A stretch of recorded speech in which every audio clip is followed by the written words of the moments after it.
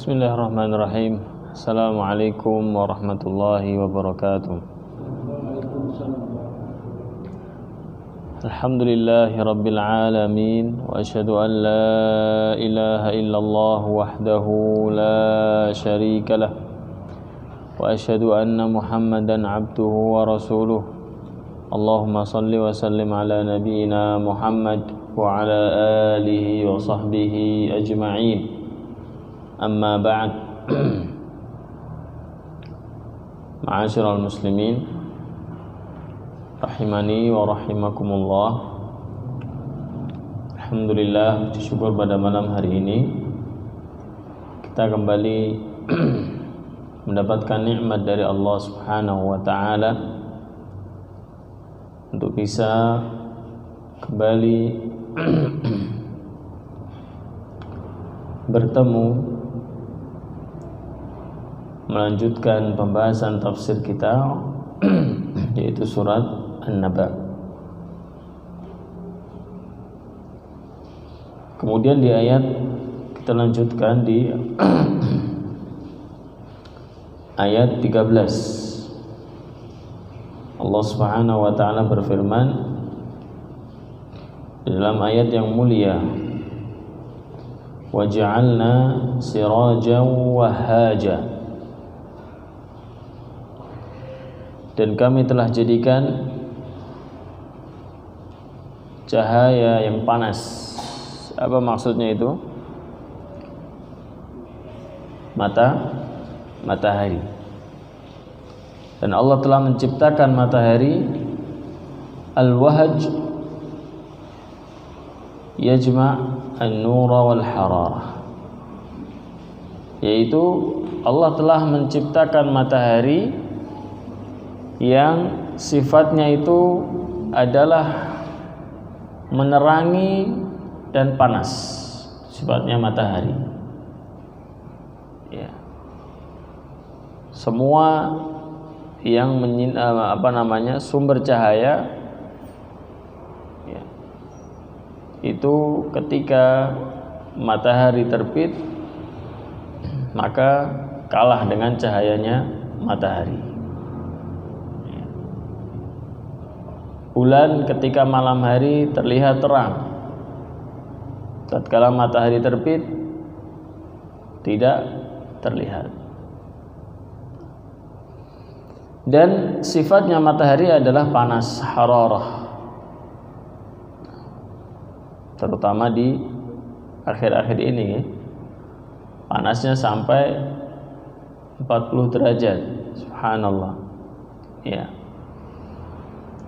Ya, kita sedang diuji oleh Allah Subhanahu wa taala pada hari-hari ini dengan suhu cuaca yang siangnya itu sampai ke 40 derajat. Nah,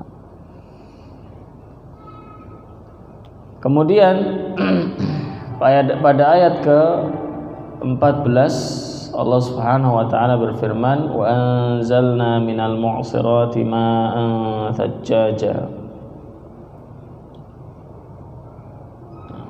yaitu kami turunkan dari mu'sirat, yaitu apa?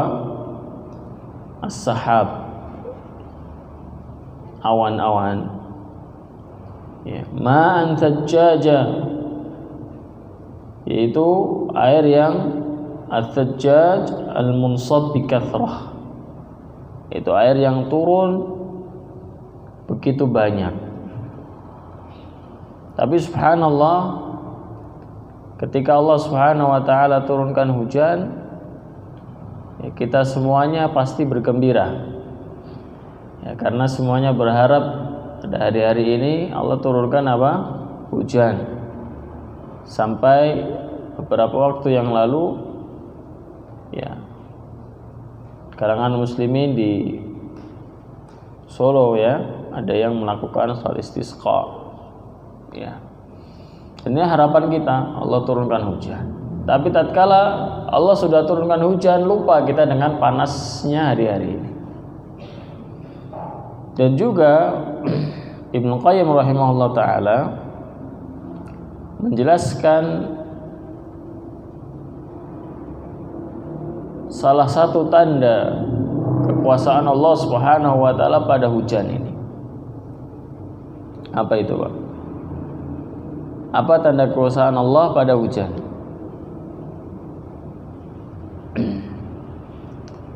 Airnya turun dari atas.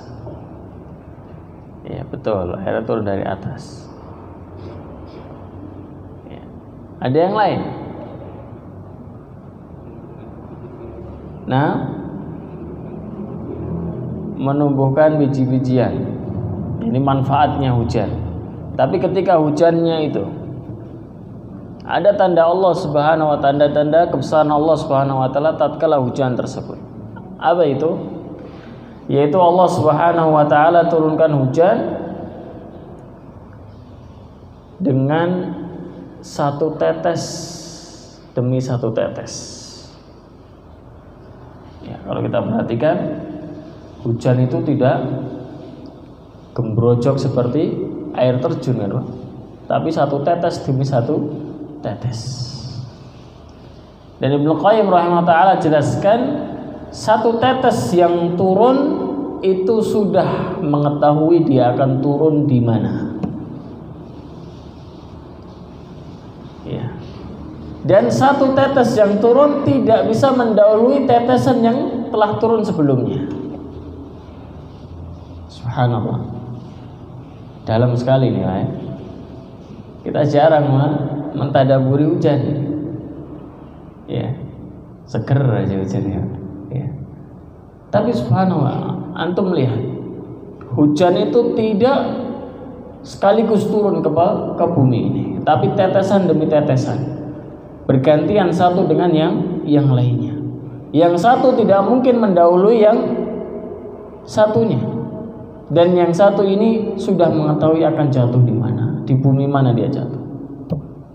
Nah, ini dijelaskan oleh Syekh Ibnu Qayyim rahimahullah taala. Ya. Jadi Allah telah menentukan tetesan tersebut jatuh di mana. Itu dari tanda kebesaran Allah Subhanahu wa taala dalam hujan. Adapun manfaatnya, maka kita tahu banyak sekali manfaat dari hujan ini.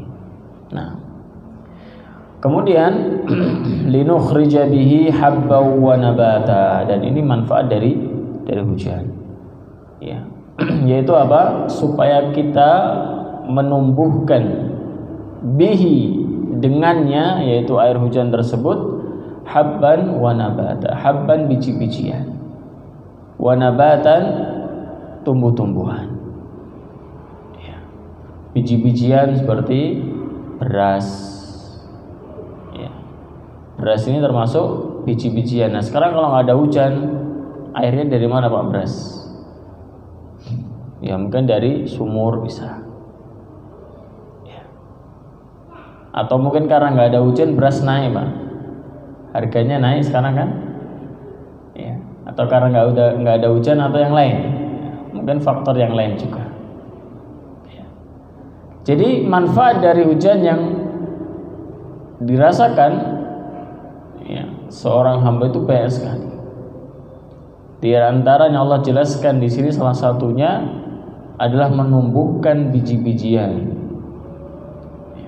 dan wanabatan, dan tumbuhan-tumbuhan. Disebutkan di sini kal hintah wasyair wa nahwihima. Contohnya gandum, ya, dan lain sebagainya. Wan nabat ma ta'kuluhu ad-dawabu minal hashish wa sairin nabat. Dan tumbuh-tumbuhan dimaksudkan adalah apa yang dimakan oleh hewan-hewan ternak. Ya, contohnya suket, ya, ilalang atau yang lainnya yang dimakan oleh hewan ternak.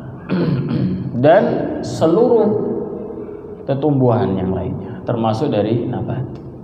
Tidak hanya rumput saja, Allah juga tumbuhkan pohon-pohon. Nah, dari hujan tersebut. Dari yang tadinya gersang, ya, kemudian diturunkan hujan oleh Allah Subhanahu wa taala menjadi hidup. Banyak itu tumbuhan yang tumbuh, kemudian pohon-pohon juga banyak yang tumbuh. wa jannatin alfafa. Dan ini manfaat yang kedua, yaitu jannat, ya, kebun-kebun, alfafa, yang sangat rindang, yaitu apa? Multaffan ba'duha bi ba'din litasha'ubi awsanuha. Jadi saking lebatnya kebun-kebun tersebut, yang satu menutupi yang lainnya. Banyaknya pohon, banyaknya jenis tumbuhan yang hidup di situ. Ya. Kemudian inna yaumal fasli kana miqata. Ini ayat yang ke-17. Jadi dari ayat yang pertama sampai ayat ke-16 Allah Subhanahu wa taala menyebutkan tanda-tanda kebesarannya, ya, dan tanda-tanda kekuasaannya, ya, supaya manusia itu berpikir, ya, untuk apa siklus yang setiap hari kita saksikan ini. Kita tidur, ada tanda ayat Allah Subhanahu wa taala pada tidur. Siang hari ada matahari, ya, kemudian ada hujan. Setiap hari kita melewati tanda-tanda kebesaran Allah Subhanahu wa taala. Ya. Untuk apa? Pasti ada tujuannya. Pasti ada tujuannya. Apakah kita akan merasakan itu terus tanpa kita berpikir untuk apa tujuan kita hidup di dunia ini? Maka dijelaskan oleh Allah Subhanahu wa taala pada ayat ke-17, inna yaumal fasli kana miqata. Sungguhnya hari pembalasan adalah waktu yang akan dikembalikan di dalamnya seluruh makhluk, seluruh manusia, dari yang paling pertama sampai nanti yang paling terakhir. Jadi Allah jelaskan di sini bahwa nanti ada yang namanya hari pembalasan, yang mana semua manusia akan dikumpulkan dari yang pertama sampai yang terakhir menjadi satu.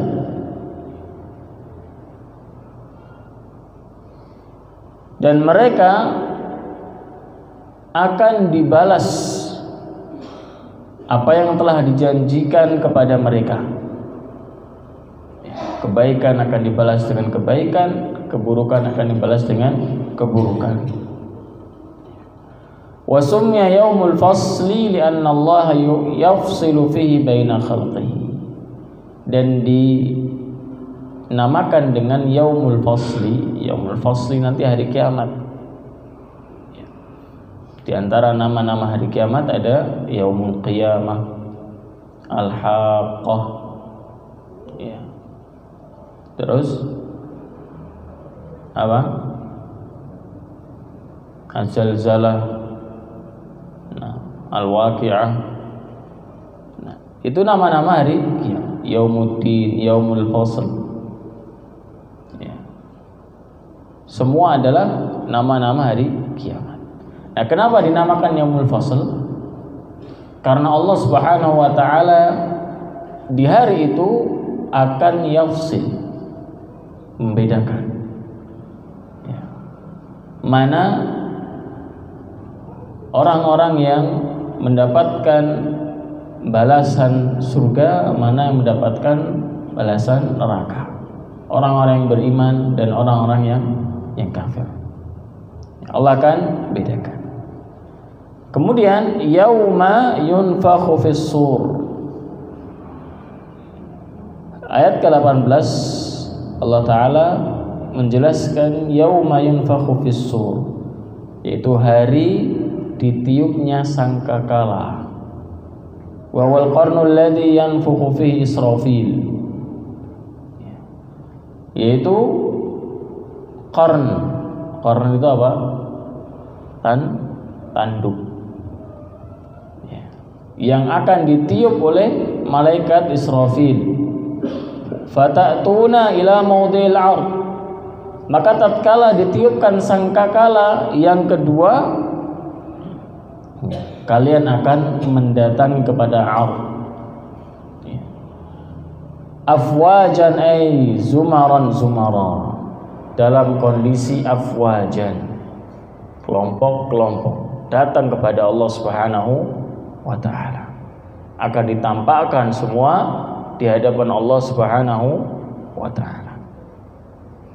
Jadi tatkala ditiupkan sangkakala, yaitu sangkakalanya berbentuk tanduk, oleh malaikat Israfil, fatatuna, kalian akan mendatangi Allah Subhanahu wa ta'ala, akan mendatangi tempat ya untuk dihadapkan di hadapan Allah Subhanahu wa ta'ala afwajan, dalam kondisi kelompok-kelompok, ya, berbondong-berbondong. Kemudian ayat 19, wa futihatis sama, dan langit akan dibuka. Ya. Untuk apa? Linuzulil malaikah, ya, untuk turunnya para malaikat. Fakanat abwaba, yaitu tatkala itu sama atau langit ya, memiliki pintu-pintu yang banyak.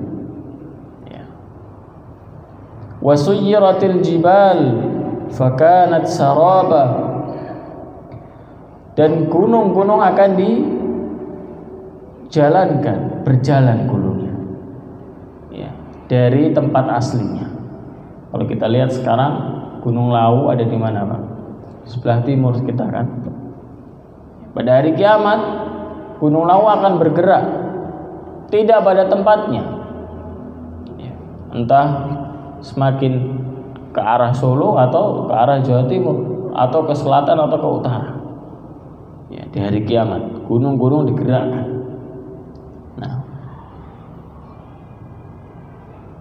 Bahkan suyirat an amakinha fil hawa. Nah, di sini jelaskan gunung-gunung itu akan dicabut dan digerakkan ke langit, diangkat ke langit. Wa quli'at an maqariha, dan dicabut dari tempatnya. Ya. Fakanat haba'an munbatha, maka gunung-gunung itu menjadi seperti bulu yang berterbangan, tertiup angin ke sana kemari. Ya, kita bisa membayangkan betapa besarnya gunung. Ya. Gunung luasnya itu luas sekali, Pak. Ya, tingginya kurang lebih 3.000 meter di atas permukaan laut. Itu tingginya, luasnya kita tidak tahu. Pada hari kiamat gunung-gunung akan dicabut dari tempatnya dan diterbangkan. Sebesar Gunung Lawu akan di atas kita, berterbangan di atas, seakan enggak berat. Saking ngerinya hari kiamat. Tatkala kita ada sesuatu yang di atas kita besar saja, ya, yang akan jatuh gitu, kita sudah takut. Ini gunung. Ya, kita nggak bisa membayangkan bagaimana gunung ada di atas nanti. Nah, kemudian inna jahannama kanat mirsada, sesungguhnya neraka jahanam ya, kanat mirsada, yaitu artinya yarsudu fihi khasanatun nari al-kuffara liyu'adzibuhum fiha, ya, telah menanti para penjaga-penjaga neraka yang akan menyeret orang-orang kufar untuk mengadab mereka di dalam api neraka tersebut. Ya. Jadi di dalam api neraka itu ada khazanati, yaitu penjaga-penjaga, malaikat-malaikat penjaga neraka. Nah. Litaghina ma'aba, yaitu untuk orang-orang yang taghin, melampaui batas, tagha. Ya. Ada plesetan-plesetan ya, yaitu mungkin di sini banyak yang tahu ya, perwayangan toko, tahu nggak? Ya, toko itu karena dia towo katanya. Towo melampaui batas, dia makan gunungan ceritanya, benar tidak ini? Iya, karena dia melampaui batas, maka disebut towo, toko ya, melampaui batas. Nah, marji'an yarji'una ilaihi, yaitu neraka jahanam adalah tempat kembalinya orang-orang yang melampaui batas. Mereka akan kembali kepada neraka jahanam. Jadi ini cerita dari awal singkatnya hari kiamat tadi. Tatkala sangkakala ditiupkan, maka kalian akan digiring kepada tempat yang akan ditampakkan di hadapan Allah Subhanahu wa taala. Kemudian langit-langit menjadi terbuka. Ya. Setelah itu gunung-gunung akan berterbangan, dicabut dari tempatnya. Dan neraka jahanam. Ya, setelah itu ada neraka jahanam yang telah disiapkan untuk orang-orang yang melampaui batas. Labithina fiha ahqaba, dan orang-orang yang melampaui batas itu labithin, tinggal di dalamnya, di dalam neraka jahanam. Ahqaba ay makithina fin nari madamatid duhur, ya, mereka akan tinggal kekal di dalam api neraka selama-lamanya. Ya, wal huqub al qit'atu tawilah minaz zaman, dan ahqaba itu jamak dari huqbun. Ya. Artinya waktu yang lama, waktu yang panjang. Idza madha huqbun dakhala akhar thumma kadzalika ila al-abad. Tatkala sudah berlalu waktu yang panjang, masuk lagi penghuni neraka yang baru, masuk lagi terus. Atau setelah orang-orang yang melampaui batas ini melalui waktu yang panjang, batas waktu mereka selesai, dimasukkan waktu yang panjang lagi. Dan ini hukuman bagi orang-orang penghuni neraka. Kemudian illa hamima wa huwal ma'ul har wa ghassaqa wa sadidu ahli nar.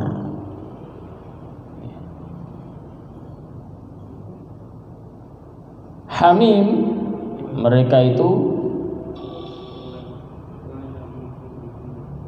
ayat 24 ya.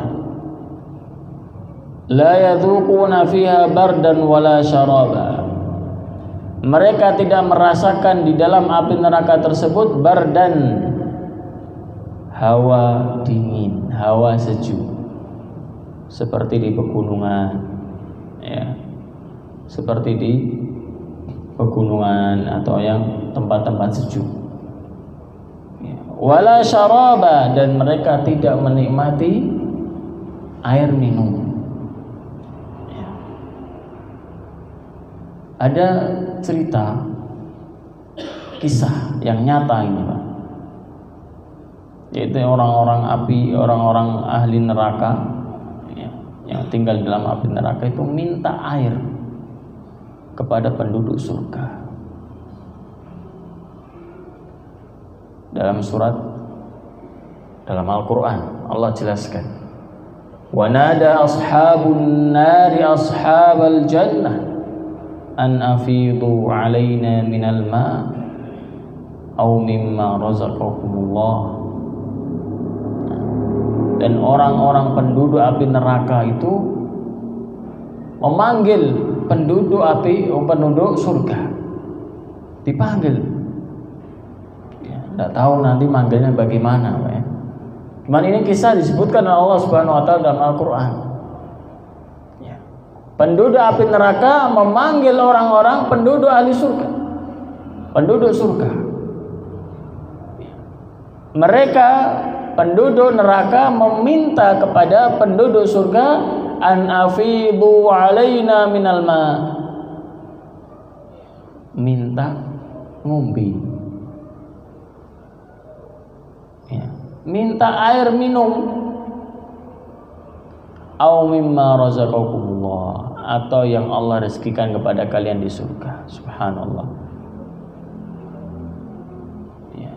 La yadhuquna fiha bardan wala syaraba. Mereka tidak merasakan hawa dingin, hawa sejuk, hawa nyaman di dalam api neraka tersebut, dan mereka tidak mendapatkan air minum. Sampai mereka minta kepada penduduk surga, anafidhu alaina minal ma', tolong berikan kepada kami air.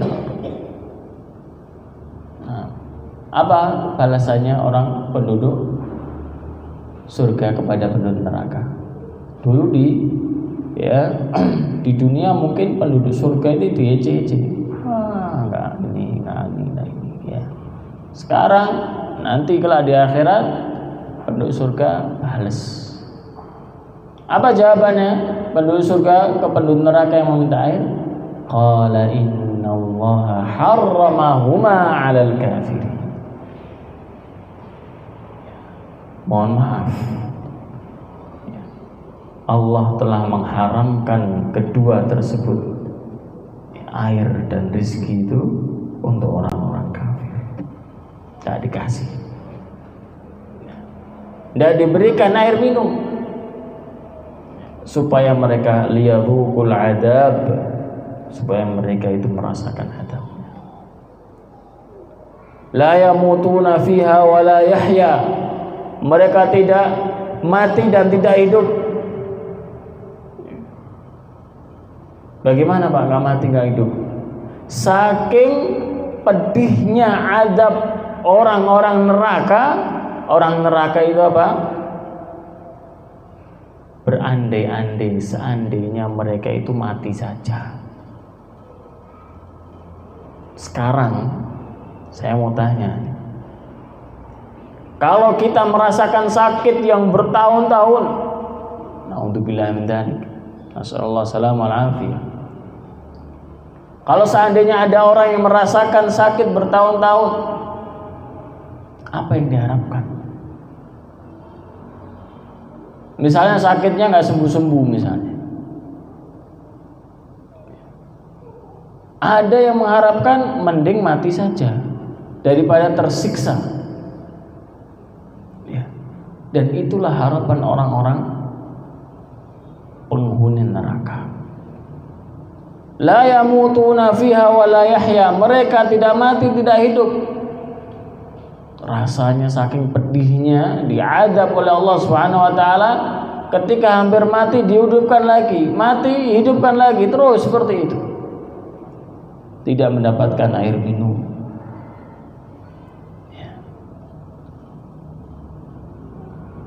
Illa hamima. Air minumnya ada, tapi air panas. Air yang panas, dan panasnya ya itu lebih panas daripada jarangnya kita. Sekarang di dunia kita nggodok air panas, ada yang berani minum langsung? Nggak ada. Tunggu dulu sampai hangat. Bikin teh seperti itu, nggak ada. kita bikin teh dengan air panas langsung diminum. Dikit-dikit. Ini minumnya air penghuni neraka, air panas. Ya. Dan tidak diseruput sedikit-sedikit, tidak seperti minum kopi atau minum teh, enggak. Langsung. Kalau kita aja misalnya enggak tahu, saking hausnya mungkin enggak tahu kalau air itu panas, langsung di minum gitu, apa rasanya Pak? Melonyoh ya Pak. Nah itulah mereka ya. Diberikan air panas supaya menambahkan azab bagi mereka ya. Sudah badan mereka diazab ya, kepanasan, kehausan, minta air, nih kasih minum air panas, minum langsung, tambah azab lagi.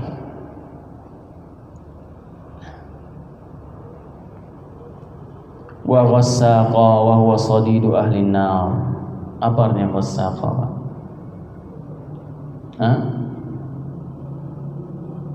Nanah ya. Nanahnya ahli neraka. Jazaa'u wifaqa, balasan yang apa? Sempurna, yang sepadan. Ya. Artinya wafaqal adzabud dzam, yaitu azabnya sesuai dengan dosanya. Ini balasan yang sepadan, imbang. Pak Bu istilahnya gitu. Dulu berbuat dosa di dunia, maka mendapatkan balasan yang sepadan. Di akhirat mendapatkan siksa. Ya. Fala dzamba a'dhamu min asy-syirk wala 'adzab a'dhamu min an-nar. Dan tidak ada dosa yang lebih besar dari kesyirikan, dan juga tidak ada azab yang lebih pedih daripada api neraka.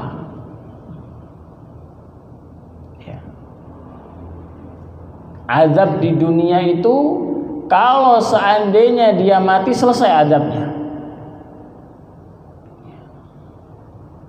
Tapi kalau azab di akhirat tidak kenal mati, tidak kenal hidup, terus diazab, pedih. Makanya salah seorang ulama pernah mengatakan, kalau kita sakit, mendapatkan musibah sakit, itu kalau mati sudah nggak sakit lagi. Selama kita beriman kepada Allah, maka setelah itu kita mendapatkan kenikmatan. Tapi kalau orang yang sehat terus, tapi dia kafir pada Allah, nikmat terus di dunia, ya, dia mati misalnya bukan karena sakit, misalnya dalam kenikmatan misalnya, kekafiran itu akan terus dia bawa sampai di akhirat, dan azabnya terus dibawa sampai di neraka. Nah, waqad kanat a'maluhum sayyi'ah fa atahumullahu bima yasu'uhum. Dan dahulu amalan mereka di dunia itu sangat buruk. Tidak beriman kepada Allah, tidak beriman kepada Rasulullah, ya. Tidak mau beramal saleh, tidak mengerjakan kewajiban-kewajiban, ya. Bahkan apa yang dia kerjakan adalah semua yang dilarang oleh Allah Subhanahu wa taala dan Rasulnya sallallahu alaihi wasallam. Maka Allah berikan balasan apa yang buruk untuk mereka. Ini terakhir. Innahum kanu la yarjuna hisaba. Ini Allah jelaskan. Ai qad kanu la yatma'una fi thawab. Mereka dahulu di dunia tidak kepengin dapat pahala. Jadi kalau misalnya disuruh ayo amal biar dapat pahala, nah pengen saya pahala, sudah banyak pahala saya, Ada yang seperti itu, subhanallah. Itu urusan saya dengan Tuhan. Astagfirullahaladzim. Diajak kebaikan, ayo sholat. Tidak usah ngurusin orang lain. Jawabannya seperti itu. Saya nggak butuh pahala. Masya Allah. Innahum kanu la yarjuna hisaba. Mereka dahulu tidak mengharapkan hisab, balasan dari Allah Subhanahu wa taala, yaitu mereka tidak membutuhkan, tidak ingin mendapatkan pahala. Wala yakhafuna min hisabin, dan mereka tidak takut akan hisab. Li'annahum kanu la yu'minuna bil ba'ts. Karena mereka dahulu di dunia tidak beriman dengan yang namanya al-ba'ts, kebangkitan. Jadi mereka anggap hidup mati selesai. Tidak ada hari kebangkitan, tidak ada hari hisab, tidak ada pembalasan, tidak ada mizan, ada timbangan. Ya sudah, yang mereka pikirkan adalah saya hidup dan nanti akan mati. Setelah mati selesai. Tidak ada apa-apa. Tidak beriman dengan hari kebangkitan. Artinya mereka adalah orang-orang kafir yang tidak beriman dengan hari kebangkitan. Wallahu ta'ala alam. Kita cukupkan sampai di sini ayat 27. Subhanakallahumma bihamdika asyhadu an la ilaha illa anta astaghfiruka wa atubu ilaik. Assalamualaikum warahmatullahi wabarakatuh.